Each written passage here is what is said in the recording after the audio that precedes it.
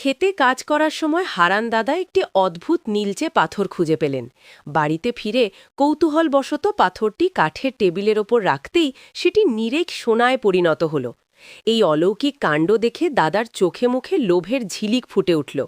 তিনি হিতাহিত জ্ঞান হারিয়ে ঘরের হাঁড়ি, পাতিল, থালা, বাসন, এমনকি জানলার শিকগুলোকেও ছুঁয়ে সোনায় রূপান্তর করে ফেললেন।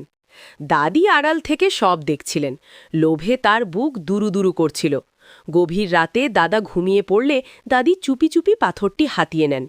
উত্তেজনায় কাঁপতে কাঁপতে তিনি ভাবলেন, জিনিসপত্র দিয়ে কি হবে, আমি নিজেই যদি সোনার হয়ে যাই তবেই মা আসল রানী হব। এই ভেবে দাদি পাথরটি নিজের হাতে ছোঁড়াতেই ঘটল বিপত্তি। কোনো চিৎকার করার সুযোগ পাওয়ার আগেই দাদির রক্ত মাংসের শরীর মুহূর্তের মধ্যে একখণ্ড পাথুরে সোনার মূর্তিতে পরিণত হল।